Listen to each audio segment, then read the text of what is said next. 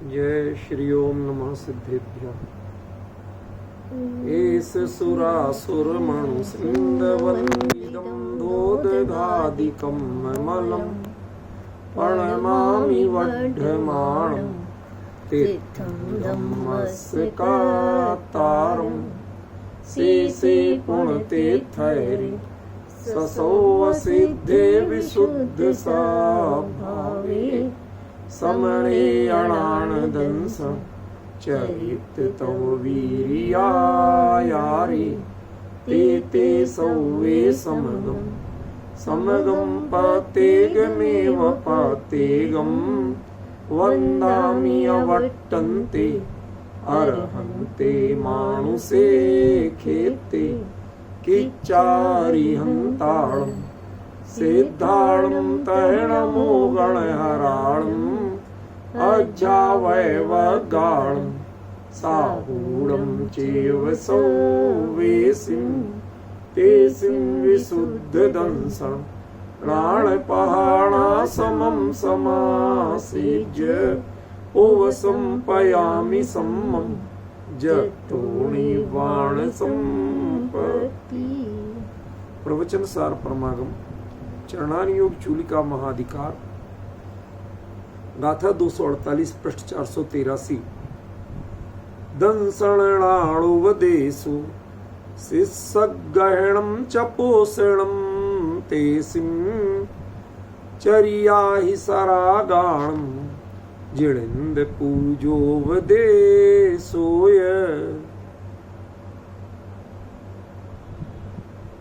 यह गाथा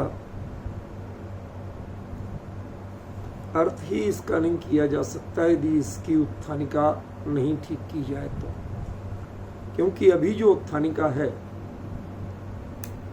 मैंने आज खास तौर पे लास्ट की 2-3 गाथाएं बची हों, बाकी मैंने खास तौर पे पढ़ी। आप लोग विवेकी हैं, समझदार हैं, मेरे ख्याल से मेरे अभिप्राय को भी अच्छी तरह जानते हैं। अब मैं जो बात कहने जा रहा हूं उस पर थोड़ा सा फोकस करना। मैं एक क्या विचित्रता पा रहा हूं कि प्रवचन सार के व्याख्यान में प्रायः खासतौर पर चरणानुयोग चूलिका अधिकार में अमृतचंद्राचार्य की तुलना में जयसेनाचार्य वह अपेक्षाकृत कुछ नजदीक जाने की कोशिश करते हैं कुंद के, जबकि अमृतचंद्राचार्य ने जो जहां जहां व्याख्यान किए तकरीबन जहां जो विषय आए उनको बस समेटा है, एक वाक्य में निपटा दो, अर्थ कर दो। मतलब टीका किसे कहते हैं? आप लोग जानते कि जो शब्दार्थ करना और टीका करना इनमें अंतर क्या है? शब्दार्थ करना इसका नाम टीका नहीं है। टीका माने प्रत्येक पद की सार्थकता सिद्ध करना, वह पद उस रूप में क्यों प्रयोग किया गया, वह विभक्ति उसमें वैसी क्यों प्रयोग की गई, पहले शब्द से पूरा स्पष्ट करना, फिर आगम की आमनाय से जो आचार्य की है उससे स्पष्ट करना और दोनों का तालमेल बिठा के बताना, उसका नाम टीका होता है। मैं आपको बताऊं कि जो टीका की परिभाषा है उसके अनुसार सबसे मुझे अभी तक बेहतर टीका लगी जो, वो न केवल आत्मख्याति बल्कि मुझे सर्वार्थ सिद्धि टीका वह बहुत बेहतर टीका लगी। तत्वार्थ सूत्र की टीका है वो, उसमें सूत्र में जो जो चीजें दी हैं, जो पद का प्रयोग किया, जिस क्रम से प्रयोग किया, जो कुछ भी किया, उस सब के बारे में बिल्कुल प्रॉपर बताया गया। ठीक है, ऐसा नहीं किया गया कि उसको इग्नोर किया गया। अब समस्या क्या होती है कि जब हम जो मूल गाथा में या मूल सूत्र, गाथा भी सूत्र कहलाती, समय सार में यही अमृतचंद्र थे जो कि शुरुआत में कहते अथ सूत्रावतार। पहली गाथा के शुरुआत कैसे हुई? अथ सूत्रावतारा। अब सूत्र का अवतार होता, तो गाथा सूत्र हुई ना, तभी तो सूत्रावतार हुआ। तो जो गाथा सूत्र है उसमें प्रतिपद की सार्थकता सिद्ध नहीं किया, ये ऐसा प्रयोग क्यों किया और उसकी अर्थ के संगति क्या बनती है, ये नहीं किया। अर्थ किया गया, अर्थ करने से विरोध नहीं कर रहा हूं, और वो आगम की आमनाय से विपरीत है ऐसा भी बिल्कुल नहीं कह रहा हूं। मैं बिल्कुल आगम की आमनाय के अनुकूल है, लेकिन परेशानी क्या है, यहां मुद्दा आगम की आमनाय को बताना नहीं था। यहां मुद्दा कुंद कुंद जो कहना चाहते हैं पहले उसे स्पष्ट करना था। ये बड़ा भारी डिफरेंस है, ये अंतर इस गाथा में भी। यह अंतर अभी मैंने बाकायदा नोट करके रखी है। एक गाथा मैं आपको बता देता हूं, ये गाथा है 263वीं। अमित जी भाई साहब, है ग्रंथ आपके पास? है? जरा निकालिए 263 गाथा, उतने आगे तक पहुंचिए, थोड़ा आपको कुछ बताना है।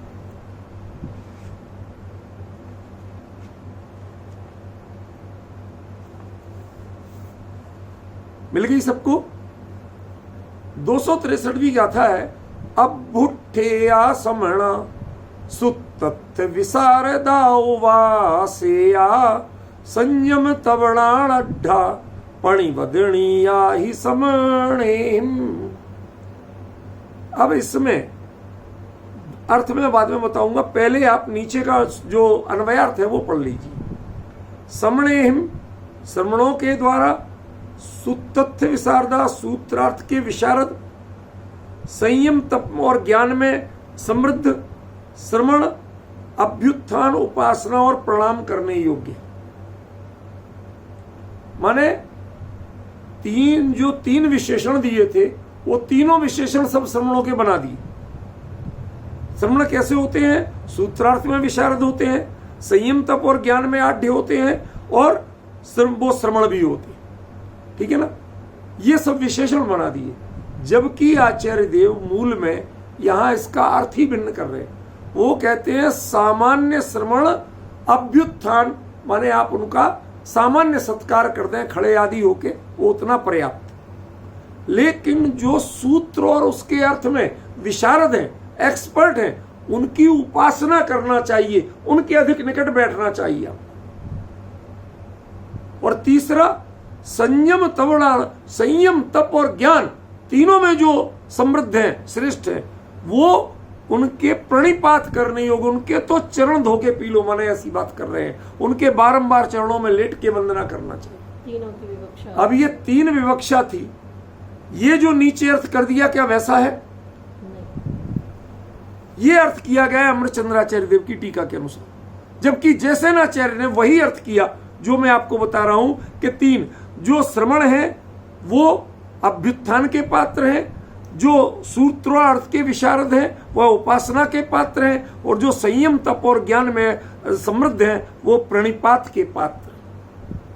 ये जयसेनाचार्य ने अर्थ किया। तो मैं आपको व्यर्थ का विवाद नहीं बताना चाहता हूं, मैं ये बताना चाहता हूं कि 2 आचार्यों ने अपना अभिमत भिन्न भिन्न रखने में कोई संकोच नहीं किया। हमें जो समझ में आया कि आचार्य देव मूल में ग्रंथ में ये कहना चाहते हैं गाथा में, वो उन्होंने कहा। तो यदि एक आचार्य से भिन्न व्याख्यान दूसरे आचार्य कर रहे तो अनर्थ नहीं है, और हम दोनों को एक साथ प्रकाशित कर रहे। तो यदि जो अर्थ इसमें ना मिले और वो अर्थ यदि आगम के अनुकूल, कुंद कुंद के अनुकूल हम करते हैं, तो वो अनर्थ नहीं है। ये अनर्थ होने का भय निकाल देना आप। क्यों? ये परिपाटी आचार्यों ने भी पाली, ये मैंने आपको प्रमाण दिए। ये बताना इसलिए जरूरी था कि इस गाथा का जो अर्थ मैं करने वाला हूं उसमें ऐसा ही कुछ चक्कर, ये अंतर आने वाला। इसकी उत्थानी का ही हिसाब किताब जो चाहिए, कुंद कुंद जिस क्रम से बात कर रहे उसमें नहीं। देखिए पिछली गाथा में क्या कहा था? रणिंदिदा राग चरियम्मी, राग चर्या में ये काम निंदनीय नहीं। ठीक है, तो कौन से निंदनीय है भाई? राग चर्या में ये काम निंदनीय नहीं, तो निंदनीय कौन से हैं? जब आप तारतम्य बिठाएंगे 2 बातों का, तो ये प्रश्न तो उठेगा कि नहीं उठेगा? तो फिर कौन से निंदनीय है जो रागचर्या में होते हैं या सरागियों को? तो आचार्य देव ने यहां भी ये चौथा क्लासिफिकेशन आ रहा। पहला शुद्ध भाव वाले, शुद्धोपयोगी, दूसरा शुभचर्या वाले, तीसरा रागचर्या वाले। अब ये चौथा क्लासिफिकेशन है सराग। बात तो वही है, रागचर्या और सराग अंतर है। वो अंतर क्या है? वह किसी की रागचर्या और एक व्यक्ति रागी होना नहीं आया समझ। कोई व्यक्ति, हमारे यहां देसी कहावत चलती है, ठाणे हुजत घूर पर जब घर लागत आग। किसी के घर में आग लग जाए तो अच्छे भले आदमी भी उसे पानी फेंकना है घर में।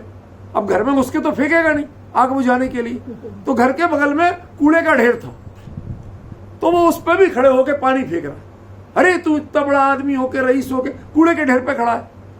कहते भाई मैं कूड़े के ढेर पे नहीं खड़ा हूं, मैं तो अपने घर की आग बुझा रहा हूं। अब वो जहां से होती है वहां से बुझाऊंगा मैं। बात समझ रहे ना? उनकी सावधानी क्या है, प्रतिपाद्य क्या है? वो जहां से बुझेगी वहां से बुझाऊंगा। आग बुझाना।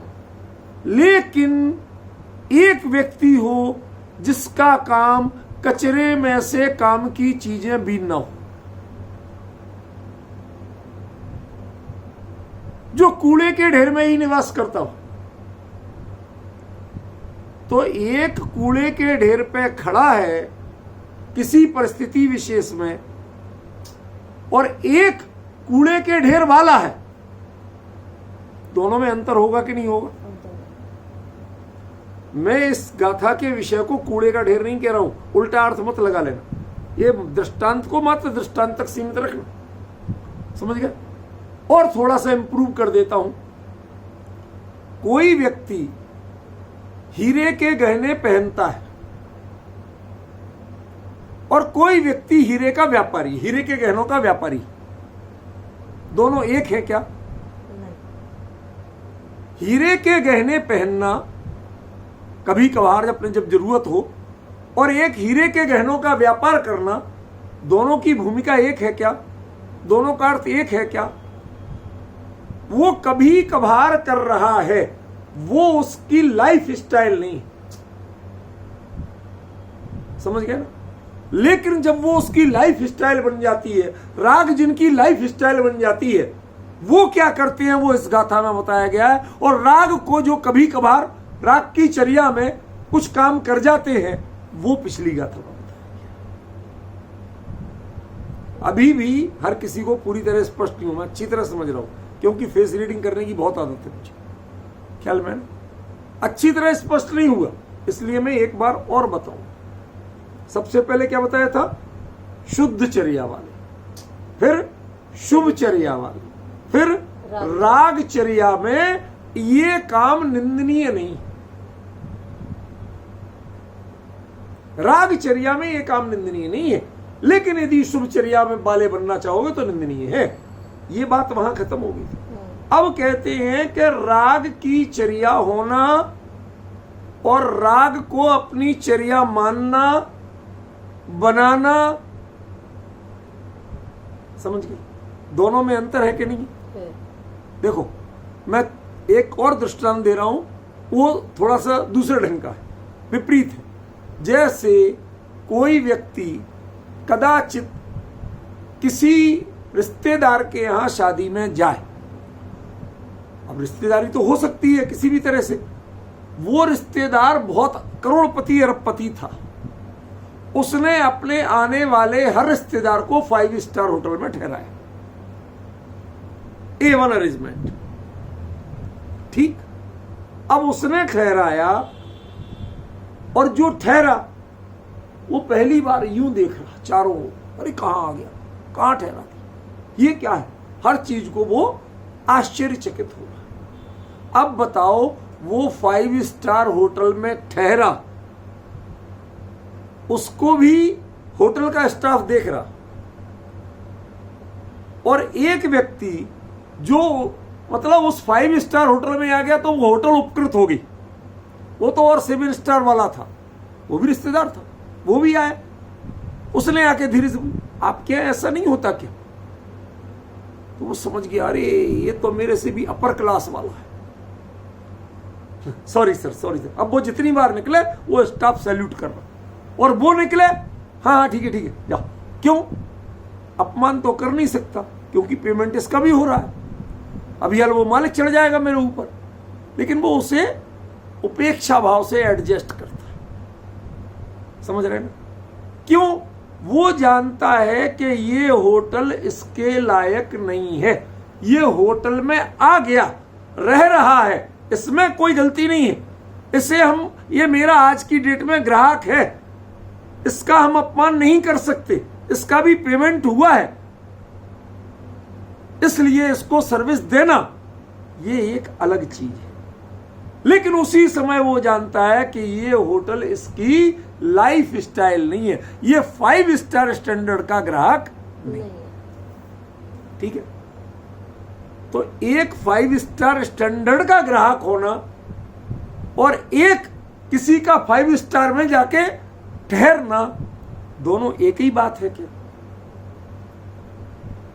वो बेचारे कई बार कई चीजों को डर डर के उपयोग करते। समझ गया? क्यों? उन्हें पता ही नहीं है क्या होता है क्या नहीं होता। और जो जानते हैं वो कहते हैं भाई साहब 5 स्टार में जा रहे, अरे ठंड बहुत है। अरे ठंड है तो ये 5 स्टार है, इसमें टेम्परेचर मेंटेन रहता है, आपको टेंशन क्यों है? तो उसको बेचारे को पता नहीं था, वो अपना होल्डाल समझते हो, होल्डाल। क्यों विपिन जी, आप तो समझते हो ना? अमित जी आप समझते हो? नहीं जानते? जानते ना? हाँ, क्योंकि ये रेलवे वाले हैं ना, इनके होल्डाल मिलते थे पहले। तो होल्डर वाले वो एक कवर सा होता था, उसमें एक छोटा गद्दा रखा, उसमें एक कंबल रखा, तकिया रखी, सब चीजों पर बाद में बेल्ट से बांध के चलते थे। तो कोई 5 स्टार में जा रहे रुकने और होल्डर लेके जाए, भाई साहब कहाँ आए? तो पता नहीं था क्या? अब डिफरेंस ख्याल में आ रहा ना? उससे वो पहचान जाता है, जो दरवाजे में सामान लेके घुसा, सैल्यूट तो उसको भी करेगा क्योंकि स्टाफ की ड्यूटी है, लेकिन वो आपके लगेज को देख के पहचान जाता कि आप किस क्लास के हैं। इसका मतलब इनको 2-3 दिन जितना रुकना है उतने दिन निभाना तो पड़ेगा, वो निभाना ही है, ये इनकी क्लास नहीं। लेकिन जो जिसकी क्लास होती है वो उसके सामान वो उठा के नहीं चलता। वो आदमी जाएगा बेचारा, वो होल्डाल कंधे पे टांग के चलने लगेगा, सीढ़ी चलने लगेगा। अरे सर आप क्यों परेशान हो रहे? स्टाफ, अरे हमारा सामान इधर से चला गया तो 5 स्टार में आए हो कि धर्मशाला में आए हो, उसे पता नहीं है ख्याल में। तो वो उस चर्या को सहज नहीं बना पाता, सहजता उसको अपनी चर्या में ही। ये दृष्टांत की जाति भिन्न है, यहां पर उत्कृष्ट के रूप में कि जो उत्कृष्ट मुनिराज हैं वो पिछली गाथा में कही गई रागचर्या को मैं कभी कभी ऐसा प्रवर्तित तो है, लेकिन वास्तव में उसको वो सहजता अपनी नहीं बना। क्यों? उन्हें निरंतर, जब लास्ट में कहा था श्रमापनयन और उसके बाद स्वरूप, वो उनको निरंतर उधर की रहती है धगस। लेकिन जिसको बाहर के कामों में, श्रमणचर्या की बाहरी प्रवृत्तियों में बड़ा रस आता है, अच्छा लगता है, उनमें कुछ लगता है कि हाँ हमने कुछ किया, तो उसके लिए उनकी गाथा है, उनको सराग कहा आचार्य। वो है वो, लेकिन वो रागचर्या में ऐसा कर रहे, लेकिन ये काम जो कर रहे हैं वो तो सराग ही है, अच्छा मान रहे उसी को। इनको इतना ही आता है, इनकी लाइफ स्टाइल यही है। अब डिफरेंस ख्याल में आ रहा? मैं क्या कहना चाहता हूं, 2 गाथाओं में हम हर गाथा से अगली गाथा की लिंक भी जोड़ते हैं और उनका अंतर भी बताते हैं, नीचे की तरफ जा रहे हैं। समझ में?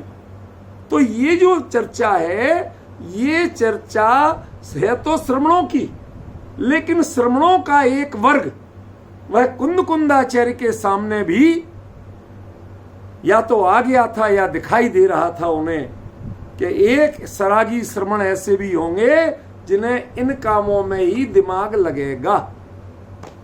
मेघ जी आएगी।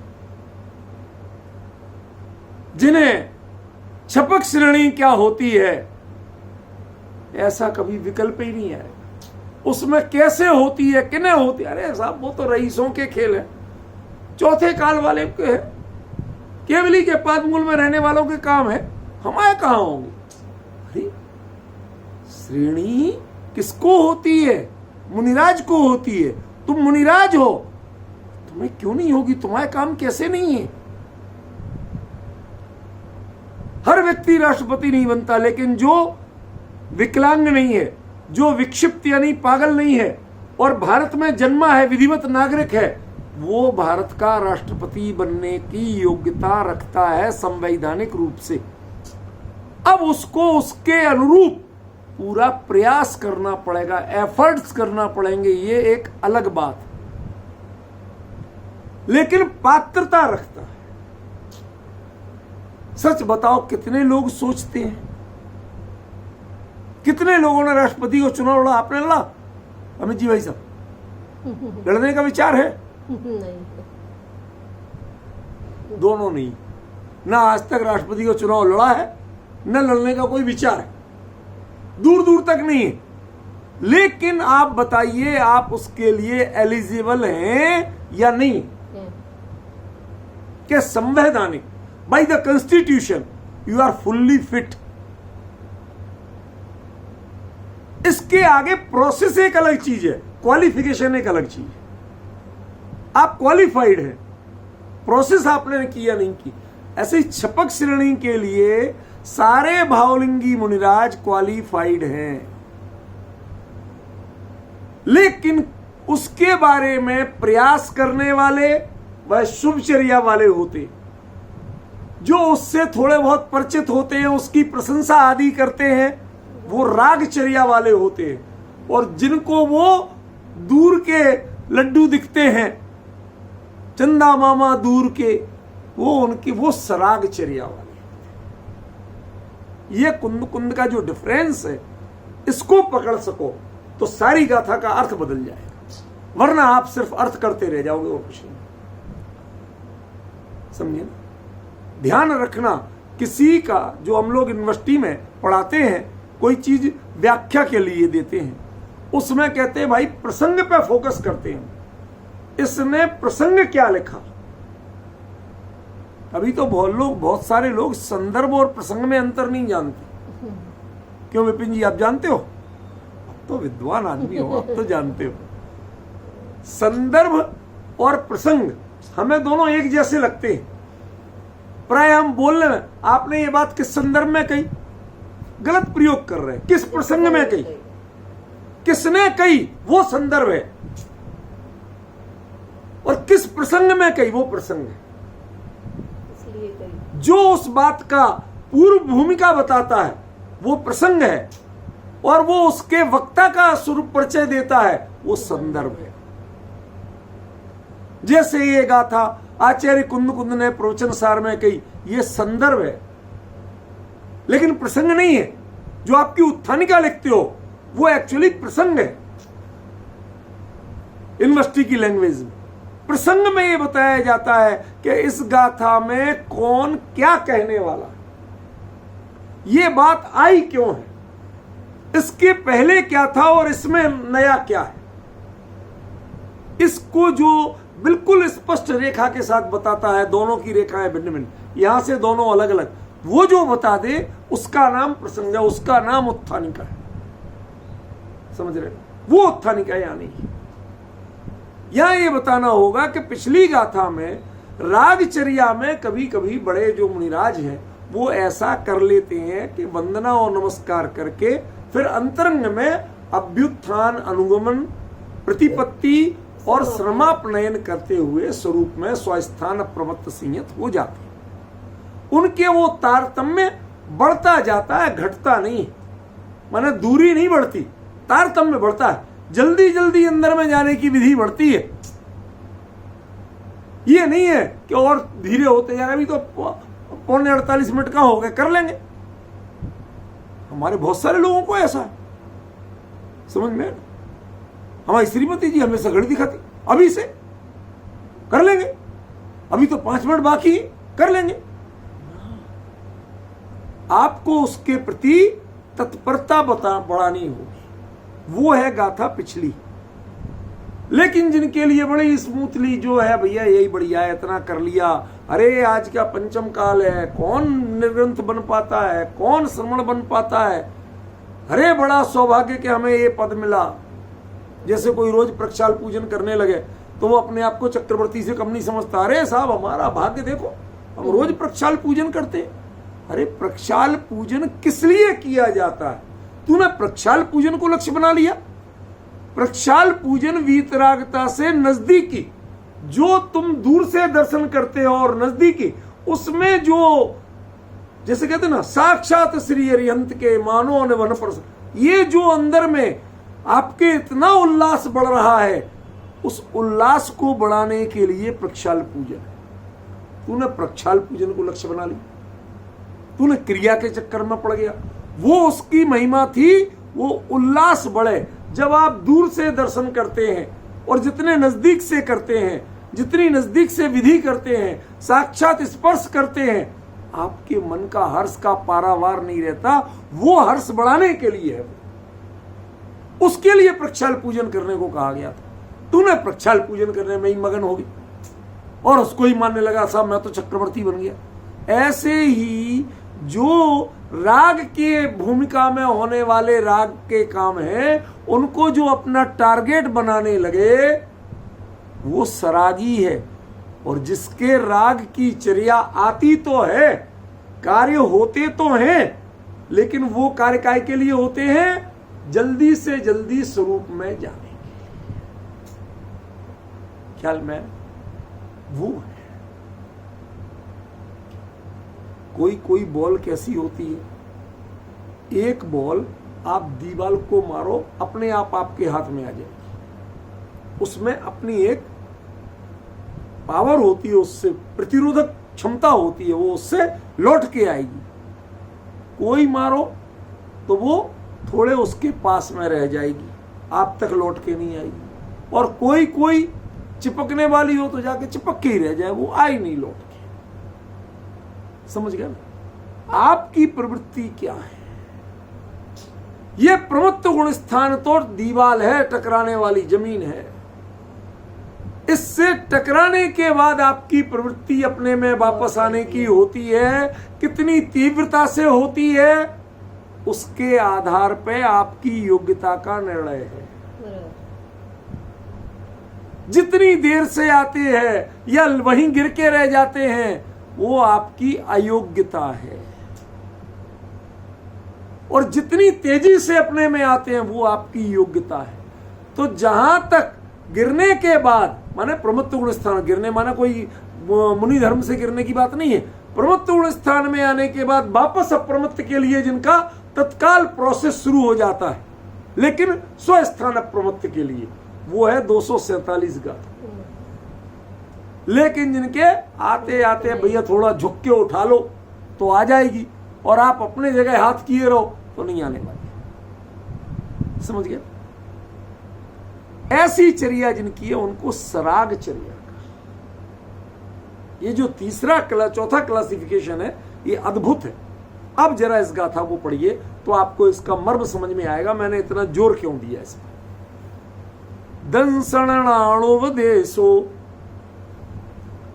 दर्शन और ज्ञान का उपदेश देना। क्या छूटा? चारित्र। भाई उपदेश में आप किसका दे रहे? दर्शन और ज्ञान का दे रहे। कौन देगा? कि जिसके सामने गृहस्थ होंगे, कमजोर भूमिका वाले होंगे, समान और श्रेष्ठ भूमिका वाले नहीं। बच्चे घर में अपने माँ बाप के सामने, दूसरे बच्चों के सामने दुनिया भर के भाषणबाजी करते रहते हैं, दुनिया भर के तर्क वितर्क करते रहते हैं, लड़ाई झगड़ा करते, बक बक करते रहते हैं। लेकिन जब किसी मंच पे खड़े होते हैं, उनका कोई इंटरव्यू होता है, जब वो बड़े हो गए तब भी पैर कांप जाते हैं। राष्ट्रपति के सामने 2 शब्द बोलना है तो उतने में 10 बार प्रैक्टिस करना पड़ती है। अंतर पड़ता कि नहीं पड़ता? तो आप अपने भूमिका में क्या करते हो और उच्च भूमिका वाले के सामने क्या करते हो।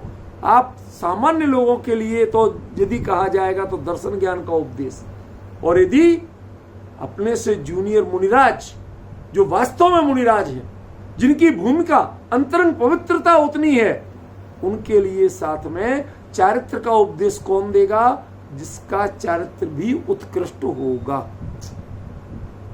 जिसका स्वयं का चारित्र उत्कृष्ट नहीं होगा उतना, या चारित्र माने बाहरी क्रिया नहीं है, चारित्र माने अंदर, तो वो नहीं होगा, तो वो किसका उपदेश दे पाएगा? दर्शन और ज्ञान का उपदेश दे पाएगा।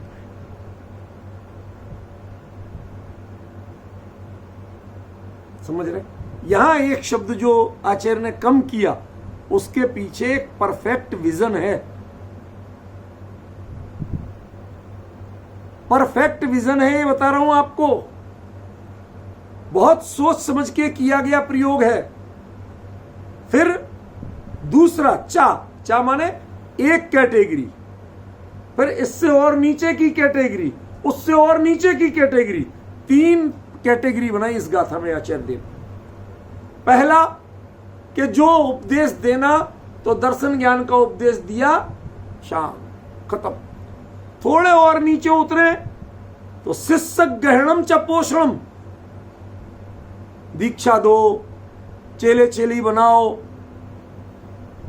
आज आपके गिनती होती है, साहब कितनी पिच्छी थी, उससे वो संघ बड़ा, आचार्य बड़ा माना जाता। और यहां पर जितने शिष्य ग्रहण करो और उनके पोषण पे ध्यान दो, उनके लिए साधु छोटा बता। वो ज्यादा बढ़िया साधु नहीं है, वो तो सरागी है। क्यों? अपनी साधना तो भला आदमी करता नहीं है, और करता क्या है? शिष्य ग्रहण। मेरे कितने चेले हो गए, ये दिखाऊं, उनका कैसे पोषण करें। समझ रहे ना? इसकी चिंता करो। अरे तुम अपनी साधना कब करोगे भैया? इसीलिए आचार्य योगेंद्र देव वह लिखते हैं, चेल्ला चेल्ली पोथे हिम तू सही मूढ़ निबंध। जो चेल्ला चेल, ये मेरा चेला, इतने चेली, इसके का आधार पे जो संतुष्ट होता है वो तो निरा मूर्ख है, निरा मूर्ख, निपट मूर्ख। ये आचार्य योगेंद्र देव लिखते परमात्म प्रकाश ग्रंथ। परमात्म प्रकाश है योग सार 2 में से किसी एक में है, उनके मूल अपभ्रंश। मुझे आश्चर्य हुआ, अभी किसी बड़े विद्वान ने योगेंद्र देव के परमात्म प्रकाश ग्रंथ पे व्याख्या कुछ लिखा सोशल मीडिया में, मैंने पढ़ा। उन्हें यही पता नहीं भले आदमी कि ये कौन सी भाषा में लिखते। वो लिख रहे कि ये प्राकृत भाषा में लिख रहे, जबकि वो अपभ्रंश भाषा है, प्राकृत नहीं। ऐसी जानकारी के लिए बताया। क्यों कई बार होता है अपन चर्चा करते हैं, चर्चा दूर तक जाती है, तो कम से कम कोई को सुधरने का मौका मिले तो क्या बुराई, इसलिए कहा। देखो क्या कहा? शिष्य ग्रहणम, शिष्यों का ग्रहण करना और उनका पोषण करना। आपको विश्वास नहीं होगा, ये परिपाटी कोई हे परिपाटी नहीं है जिसको यहां कुंद कुंद हे कह रहे। सुनना जरा ध्यान से। आपको मैंने घटनाक्रम बताया था, गोवर्धनाचार्य बताया था, याद आया कुछ अमित जी? गोवर्धनाचार्य अपने शिष्यों के साथ जाते थे, रास्ते में कुछ बच्चे कंचे खेलते मिले। कांच के कंचे होते ना, ऐसे गोल गोल गोलियां, पत्थर की हों जो भी, लेकिन बिल्कुल गोल गोल थी, वो खेलते मिले। उनमें एक बच्चे ने क्या किया, नंग धड़ंगा से खेलने में, 7-8 साल तक कौन कपड़े पहनते थे पहले, तो वो खेल रहे ऐसे ही मिट्टी में। उन्होंने देखा कि एक बच्चे ने एक के ऊपर एक गोल गोल पत्थर या गोलियां 14 रख दी। वो अभिभूत हो गए। लोग एक गोली पर एक गोल है ना, उस पर रख नहीं पाते, और इसने एक के ऊपर एक 14 खटखट रख दी और एक भी नहीं गिरी। आचार्य गोवर्धन आचार्य पहचान गए चौथे सुरत केवली कि ये अगला सुरत केवली। उनके घर गए, उनके माता पिता से बच्चे को मांगा। क्यों? क्योंकि ये सुरत का संरक्षण की चिंता थी। उन्होंने मांगा, बाकायदा उसको पढ़ाया लिखाया सिखाया, बाद में संघ में दीक्षा दी, और दीक्षा देने के बाद वह द्वादशांग के पाठी अंतिम सुरत केवली भद्रबाहु बने, वही बालक। तो यहां जो चर्चा चल रही है वो एकदम से आप, ये चर्चा निचले लेवल पे किनके लिए है? बात कहां से शुरू हुई थी? छपक श्रेणी से, वहां से आप नीचे उतर रहे हैं।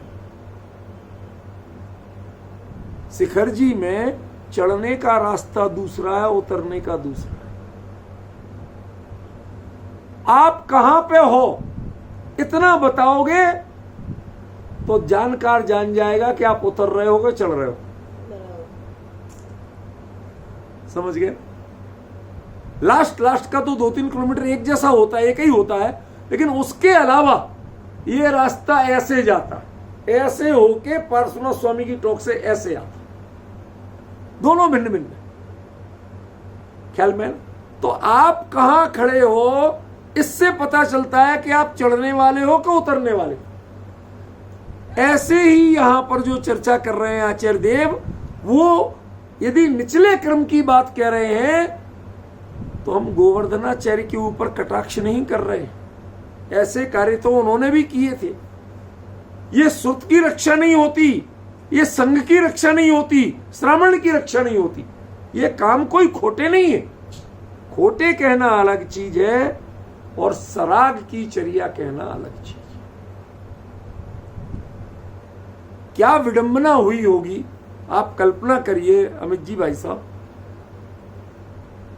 ये श्रुत जब विच्छिन्न होने लगा होगा, आशंका उपस्थित होने लगी होगी, उनके सामने उनके संग में जो शिष्य थे, कोई पात्र नहीं था जो गोवर्धनाचार्य के पास द्वादशांग का ज्ञान था, साक्षात समझा रहे, पर वो अच्छी तरह समझ रहे थे कि इनमें से कोई भी इसे पचा नहीं पाएगा, पारगामी नहीं बन पाएगा। तब तो वो ढूंढ रहे थे, तब तो राह चलते को लेके आए एक बच्चे को। यदि उनके संग के जितने और मुनिराज में से कोई भी इस पात्रता के होते तो क्या ऐसा करते? क्या उन्हें शिष्य बनाने की जरूरत होती? क्या किसी से शिष्य मांग के लाते?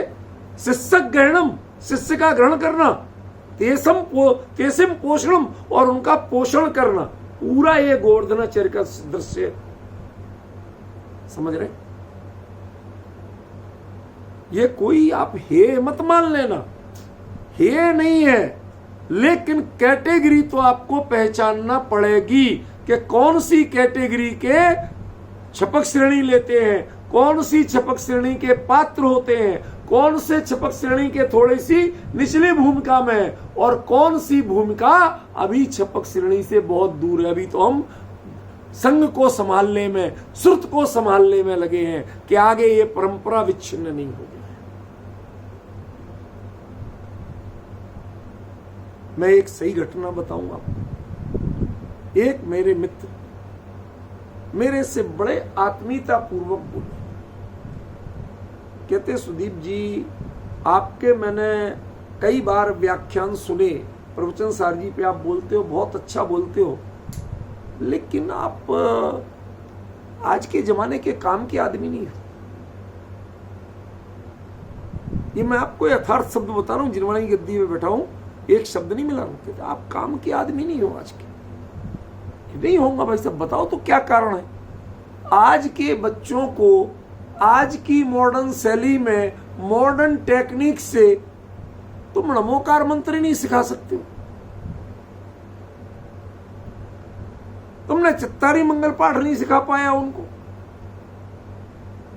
तुमने मेरी भावना 12 भावना नहीं सिखा पाई, तुमने साथिया कैसे क्यों बनता है ये नहीं सिखा पाए। समझ गया? हमारी पूजा का मतलब, वो आपने पूजनों का अर्थ तो लिखते, ये पुरानी जो विद्वानों ने लिख दी या युगल जी जैसों ने इतने कठिन कठिन शब्द का सिद्ध पूजन में प्रयोग कर दिया, कुछ अर्थ लिखते, ये काम करो तो ठीक है, लोगों को आपका कंट्रीब्यूशन लगे। ये क्या आप प्रवचन सार में इस लेवल की बात करते, किसी के पल्ले ही नहीं पड़ती। ये तो लगता है कि हाँ वाकई में आप बहुत गहरी बात कह रहे, लेकिन कहते सिर के ऊपर से जाती है, पल्ले में कुछ नहीं पड़ती। उपयोगी नहीं लगती। आप डिफरेंस समझ रहे हैं ना? अब मेरा अंतर समझ में आ रहा है क्या कह रहा हूं? जो जिनको लगता है कि आज लोग बात सही है कि आगे आने वाली पीढ़ी में, भाई साहब अपने अपने बच्चों में देख लो किसको कितने धर्म की जानकारी। पानी छानना और जीवाणी करना कितनों को आता है भाई साहब? किसको सिखाया आपने? नाराज मत होना। क्यों? जो आप सामान्य चर्या करते हैं, कभी हल्दी नहीं खाना, ये क्यों नहीं खाना?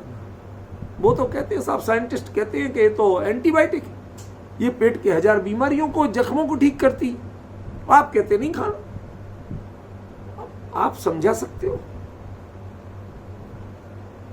किस चीज में कहां क्यों दोष है? जैन चर्या क्यों सही है?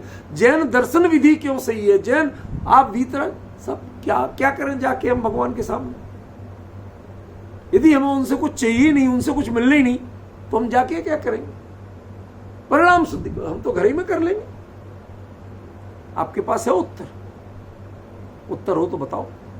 दो ने कहते आप इनके लिए संतुष्ट नहीं कर सकते, अगली पीढ़ी को जैन नहीं बना सकते। आप किस काम के विद्वान?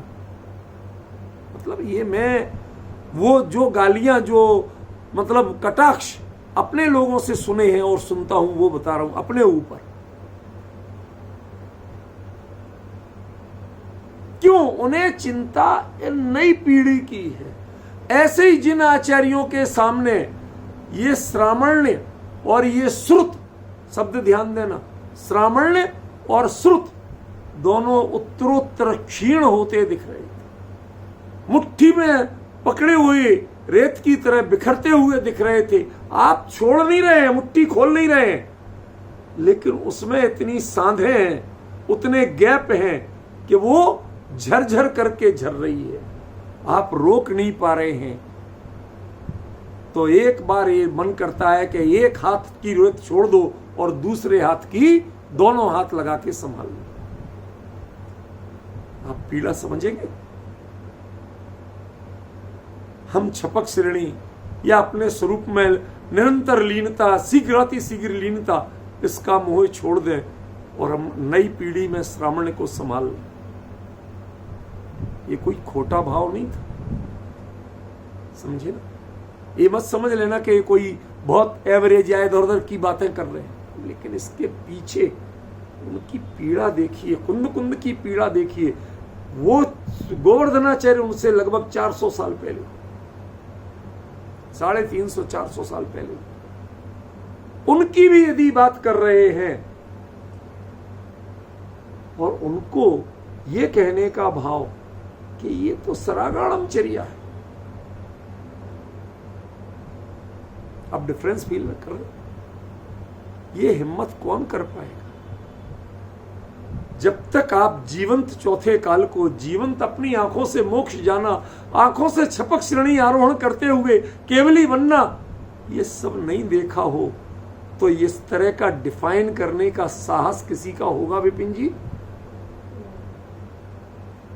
हो सकता है किसी को? आपकी चर्या में कोई विद्वान गोवर्धनाचार्य, भद्रबाहु स्वामी इनकी महिमा गाते हुए बैठे तो आपके आंखें से आंसू झरने लगे, आप हाथ जोड़ के भाव विभोर हो जाते हैं। हमारे यहाँ कथाकार भी हैं, वो ऐसे ऐसे सुनाते हैं कि लोग मंत्रमुग्ध हो जाएं, तालियों पे तालियां पड़ती हैं, लेकिन कोई कुंद की इन गाथाओं का अर्थ कहने को समर्थ नहीं। क्या ये जिन शासन से बाहर है? क्या ये वो कुंद नहीं है? क्या ये उन कुंद का संदेश नहीं है? क्यों इन पर कोई चर्चा और चिंतन करने को तैयार नहीं है कि इनमें आचार्य कुंद ने क्या कहा और क्यों कहा? आज आप किसी विद्वान से पूछिए तो वो कहते साहब जो आखिरी गाथा है 270-75 जो भी है, वहां जाके प्रवचन सार खत्म होता है, और मैं कह रहा हूं 242 गाथा पे खत्म। उसके बाद वह वहां से वही छपक श्रेणी जो चरणानियों की चूलिका से आज के संदर्भ में एक एक बात को क्रमशः उतरते हैं। पहले पारसुना स्वर्णभद्र कूट तक पहुंचने के बाद उतर रहे हैं, बीच रास्ते से कूदते फादते नहीं आ रहे। समझ गए? उसी रास्ते आ रहे हैं, लेकिन ध्यान रखना ये रास्ता, ये चर्चा, ये उतरने की है, ये चढ़ने की नहीं है। आज विपिन जी की तबीयत ठीक नहीं है,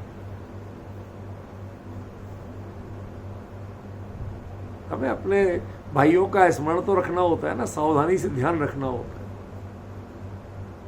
मैं अच्छी तरह जानता हूं, ये जितने जागृत होके, जितने तनलीन होके सुनते हैं और रिएक्ट करते हैं, आज लग रहा है कि हमारे भैया की तबीयत थोड़ी सी शारीरिक कुछ प्रतिकूलता है, अनुकूलता नहीं है, पर उतने तन्मय नहीं हो पा रहे। ख्याल में देखो क्या कह रहे हैं यहां, मतलब भद्रबाहु स्वामी का चयन हो रहा है, अगले सुत केवली का निर्माण हो रहा है, सुत की परंपरा की रक्षा हो रही है, और इसको कुंद कुंद आचार्य देव चौथी उतरने की चौथी सीढ़ी पे खड़े सरागों की चर्या कह रहे हैं। क्या पचा सकते हो?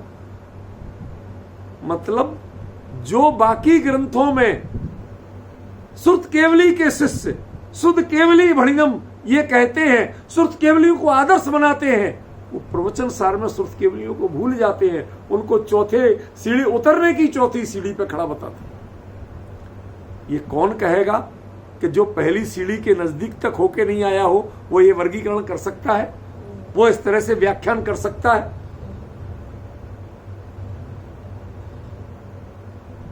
अब ये कभी कभी उस, मैंने क्या कहा, कुंद कुंद के साथ चलने की आदत डाली। आपको प्रवचन सार का आनंद तब आएगा जब कुंद कुंद के साथ चलेंगे। आप व्याख्याकार करके हाँ साहब इसका ये मतलब होता है, नहीं है, हमें नहीं सुनना, कोई व्याख्या नहीं सुनना। पहले कुंद कुंद की उंगली पकड़ के चलने की कोशिश कीजिए।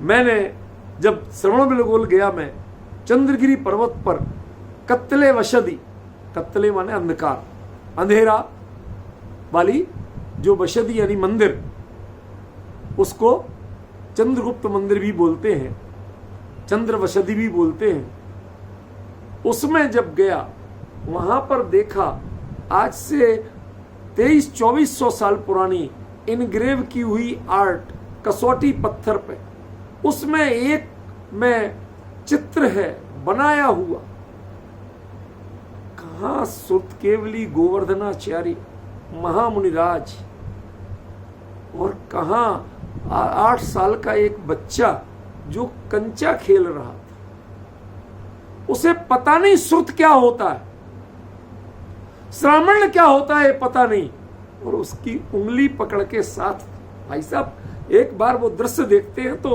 हृदय भर आता है कि कैसे निर्गंत श्रवण थे कि एक बच्चे की उंगली पकड़ के साथ लेके चल रहे। आप डिफरेंस फील कीजिए, कितनी चिंता होगी उन्हें कि ये श्रुत ना टूट जाए, श्रुत की धारा, ये श्रवण की धारा ना टूट जाए, ये श्रवण परंपरा जीवित रहे, ये श्रुत की परंपरा जीवित रहे, ये भगवान की वाणी विच्छिन्न ना हो जाए। इसके लिए कितने द्रवित हुए होंगे जो एक बच्चे को रास्ते में चलते ढूंढ मिल गया कि अगला श्रुत के भी मिल गया, उंगली पकड़ के उसको साथ लेके चले। पिच्छी हाथ में नहीं, पिच्छी कांख में ले ली। आप उसके, मैं दृश्य देख, कहीं मिल गया तो मैं आपको भेजूंगा, वो दृश्य देख के मैं अभिभूत हो क्या, पिच्छी कांख में और बच्चा हाथ में।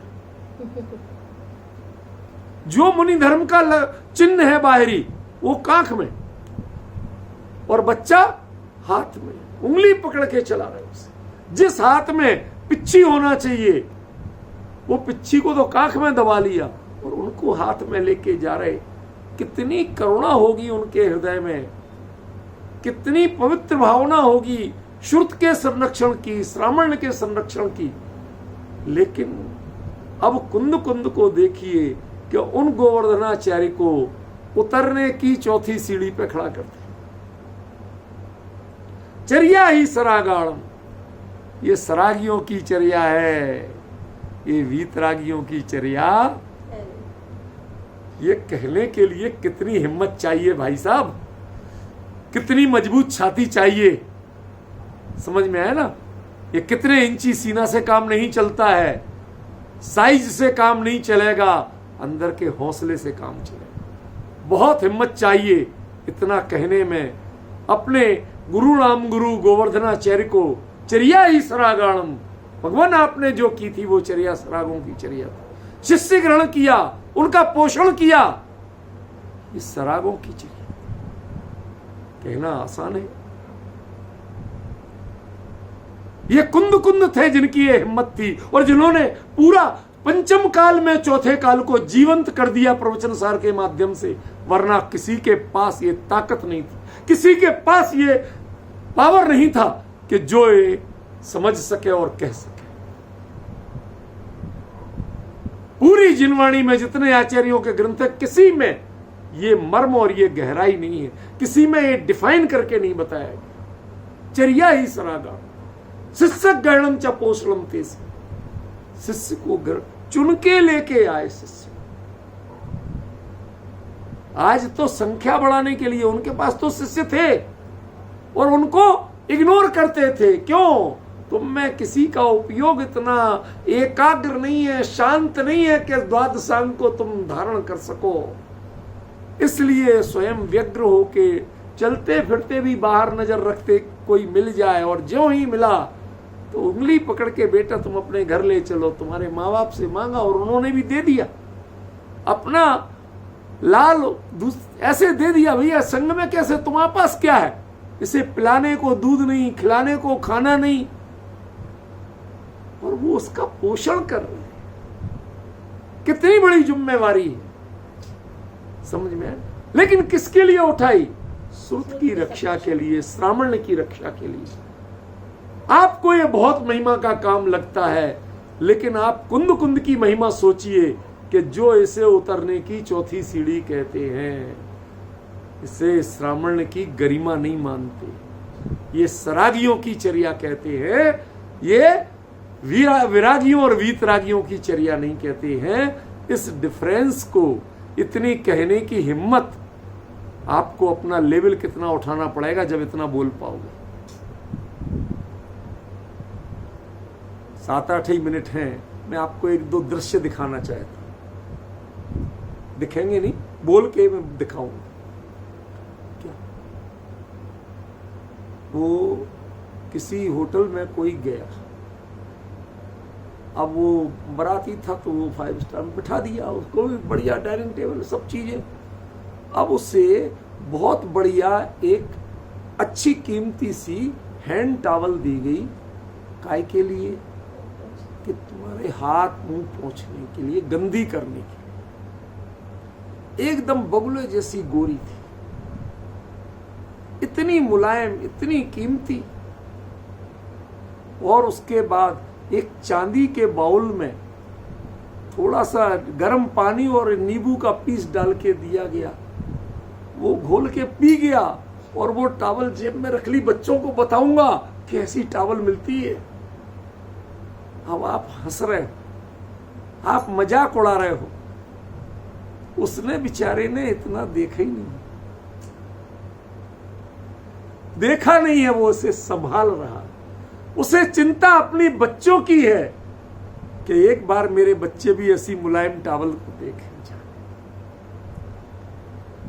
ये आगे आने वाली पीढ़ी इस श्रुत से वंचित नहीं रह जाए, इसलिए वो श्रुत केवली होकर के भी ढूंढे, शिष्य ग्रहण किया, उनका पोषण किया। और कुंद कुंद जैसे आचार्य उनसे लगभग 400 साल बाद होते हैं और वो एक झटके में कह देते हैं चर्या ही सरागाणम। ये तो रागियों की, सरागियों की चर्या है, ये राग चर्या है नहीं, रागियों की चर्या। क्या अंतर करते हैं कुंद कुंद। एक शब्द कहने का ढंग बदलते हैं और पूरा अर्थ बदल जाता है। मिज्जी भाई साहब, कई बार अकेले में मैं बहुत व्यथित होता हूं कि कैसे इसकी एक अलग से व्याख्या लिख दूं।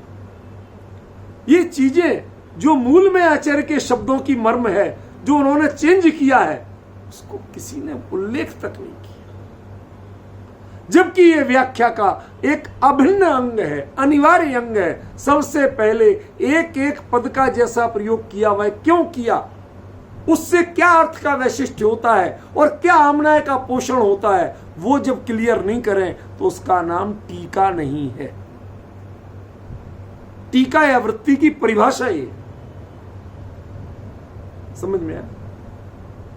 प्रति पद समर्थन, प्रत्येक पद का समर्थन करिए। रागचर्या अलग चीज है और सरागियों की चर्या अलग चीज है। गोपाल बहन कभी सोचा नहीं था, कल तक मैंने नहीं सोचा था, सच बताऊं आपको, क्या कहूं, अपनी कमी बता रहा हूं।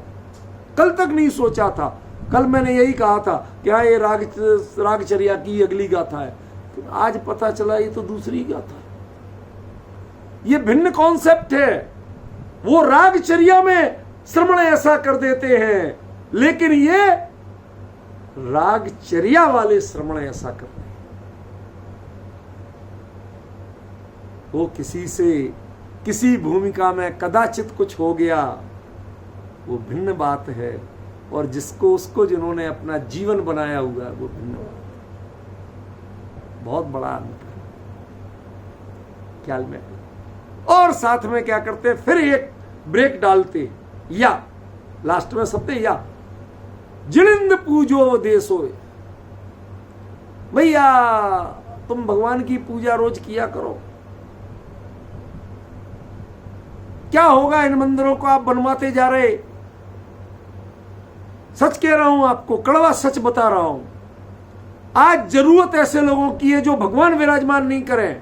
अमित जी कसम करना, हमें भगवान विराजमान नहीं करना है, हमें अगली पीढ़ी को भगवान की पूजा करना सिखाना है, उनका प्रक्षाल करना सिखाना है, संकल्प देना है। हमें एक भक्त बनाना जरूरी है, आज भगवान विराजमान करना जरूरी है। नहीं तो इनका होगा क्या भाई साहब। आज जितने बंगाल में और उड़ीसा में, उड़ीसा के 260 जैन मंदिरों के मेरे पास पिक्स है, और 260 के 260 जो पुरी का एक मंदिर, नहीं पुरी का नहीं, कटक का एक मंदिर और एक भुवनेश्वर में जो हाथी गुम्फा के पास है, इन मंदिरों को छोड़ के कोई भी दिगंबर जैन मंदिर के रूप में नहीं है। सब नॉन जैन्स के कब्जाए हुए हैं, उनके कब्जे में है। और वो ज्यादातर पार्श्वनाथ की प्रतिमाएं फड़ावली वाली तो वो नाग देवता करके पूजते।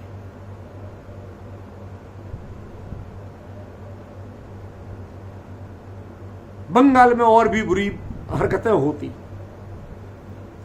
सब दिगंबर जैन प्रतिमाओं के साथ। क्यों? क्योंकि हमारे लोगों ने व्यापार की वृद्धि पर ध्यान दिया, लेकिन जिन धर्म और जिन आयतनों की पूजा संकल्प, इसकी कीमत करना छोड़ दिया। गर्व से बताते हैं हमारे बच्चे का पैकेज इतना है, उसने फॉरेन में इस यूनिवर्सिटी से पढ़ाई की है, वो इस कंपनी में सर्विस करता है। एक नहीं मिलता आज कोई माँ बाप जो गर्व से एक है कि मेरा बच्चा रोज प्रक्षाल पूजन करता है, मेरा बच्चा प्रक्षाल पूजन करना जानता, मैंने उसे सिखाया है। एक नहीं मिलता। ये पीड़ा थी। यद्यपि जिनेंद्र भगवान की पूजा करने का उपदेश देना, ये कहीं ना कहीं आरंभ और परिग्रह के बिना नहीं होगा। ऐसा नहीं होगा, और एक मुनिराज को शोभा नहीं देता कि तुम आरंभ या परिग्रह की किसी क्रिया में समर्थन करो। पर उन्होंने जरूरी समझा कि इन मंदिरों की विधि कौन करेगा। आज आप सब पेड सर्वेंट रखते हैं। मुझे इतनी शर्मिंदगी होती है कि जब जितने मुमुक्षु मंदिर हैं उनमें पुजारी पेड़ रखे जाते हैं। आप पुजारी बीमा योजना चलाते हैं ताकि पुजारी मिलते रहें, बने रहें, नहीं तो वे भी नहीं रहेंगे। आपको ये चिंता है अपने बच्चों को भगवान की पूजा कराने का, वो सिखाने का, उनको संकल्प दिलाने का, ये नहीं है। आप ध्यान रखना, इन मंदिर के निर्माता भले ही बने, लेकिन इसका पुण्य कभी नहीं ले पाएंगे। क्यों? क्योंकि आगामी पीढ़ियों में आपने वो भक्ति का भाव, वो पूजन का भाव, वो विनय का भाव, वो जिनवंदर की जिनायतन की वैयावृत्ति का भाव आपने ट्रांसमिट नहीं किया है। आपको अधिकार ही नहीं था कि आप कोई प्रतिमा विराजमान करें। प्रतिमा विराजमान वही कर सकता है कि जो कम से कम तीन तो मैं गलत कह रहा हूं, एक्चुअली शास्त्र में प्रावधान 7 पीढ़ी का है। 7 पीढ़ी तक उनके प्रक्षाल पूजन की सुनिश्चितता करे, वो भगवान को विराजमान करने का श्रेय ले सकते। समझे? तो जब जिनंद पूजोपदेश होया, साधु हो गए आप, निर्ग्रंथ मुनिराज हो गए, आपको शोभा नहीं देता ये काम करना, क्योंकि आरंभ परिग्रह के काम है। फिर भी वीतराग जिनबिंब जिनकी हम देव वंदना तो वो भी करते हैं, क्यों? उस है मजियम च बंदे, जब वो बोलते हैं तो उनकी विधि नहीं हो रही हो तो उनके श्रवण में कहीं दोष नहीं लगेगा। तुम अपनी साधना कर रहे हो, लेकिन वीतराग परमात्मा, उनके जिनायतन, उनकी मर्यादा छूट रही है और आप समाज को सिखाते तक नहीं। उपदेश दो, ये कुंद कुंद लिख रहे हैं, लेकिन साथ में सावधान कर रहे हैं, चर्या ही सरागाणम। ये सरागों की चर्या के 3 स्टैंडर्ड। अपर स्टैंडर्ड दर्शन और ज्ञान का उपदेश दे, मिडिल स्टैंडर्ड शिष्य ग्रहण करना और उनका पोषण करना, लोअर स्टैंडर्ड, लोएस्ट जिसे कहना चाहिए, जिनेंद्र भगवान की पूजा का उपदेश देना। ये आप कभी कल्पना कर सकते कि ये स्टैंडर्ड है? अभी ये गाथा पूरी नहीं हुई है, पर समय पूरा हो गया, इसका विस्तार कल करूंगा। आज समय